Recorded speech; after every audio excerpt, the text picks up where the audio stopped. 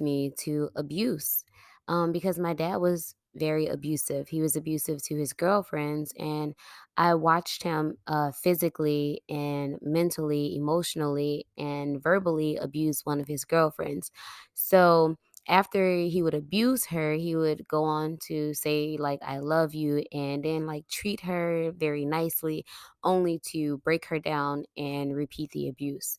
So, like, watching my dad do those kinds of things, it kind of made me comfortable with abuse, and that became my comfort zone, and that became home.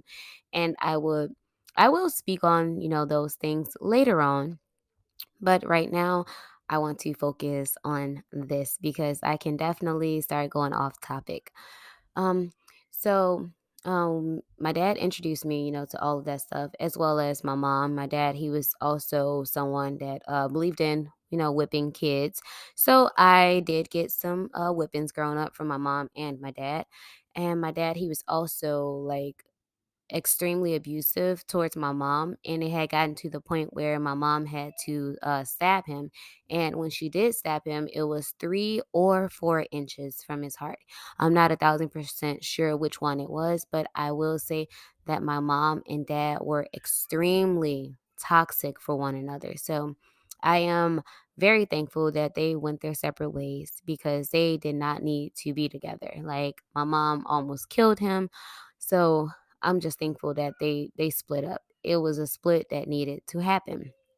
So, um, my thing is, I'm having a hard time because my dad, he is everything that I don't stand for. I don't, I don't tolerate abuse, and I just, I can't, I can't. Like, I'm having a hard time, like, just accepting him. And, I thought I had forgiven him for all of these things. But if you listen to my last podcast, I talked about how I blamed myself for everything.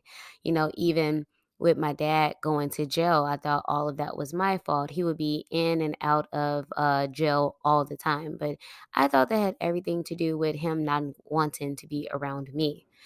Um, so that's just where I'm at. I'm just having a hard time because I thought I had forgiven him and moved on. Truth be told, and I'm pretty sure a lot of you can relate to this, I did not forgive him. What I did was pushed everything so far, like so far to the back of my mind that I stopped thinking about it.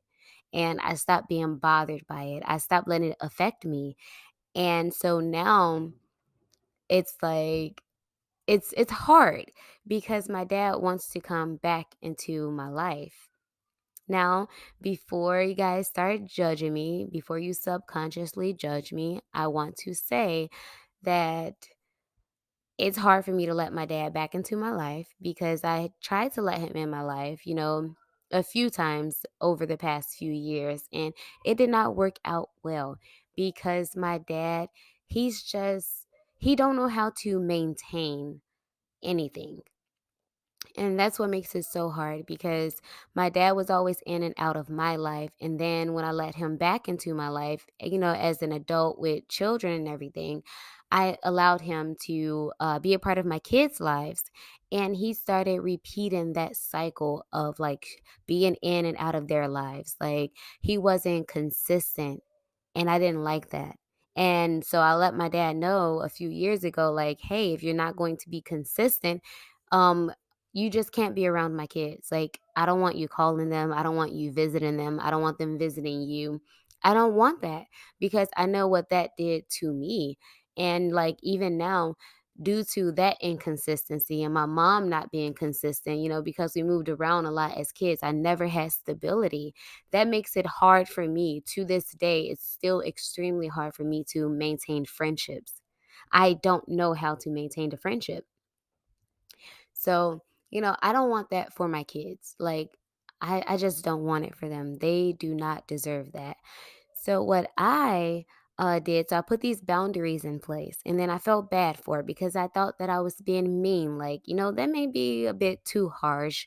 You know, that's kind of hard to tell someone they need to be consistent or they can't be in your life. But I don't think it is. I think that's really good for me to, put that boundary there. So then my dad, he did it again. He would like come around, such as phone calls and text messages, talking to my kids and everything. Then he would disappear for like a few months. And the last time I tried to rekindle things with my dad and work on our father daughter bond and allow him around my kids, um, it was last July, July of 2021. Now, keep in mind that I have 5 children and they are young. My oldest daughter is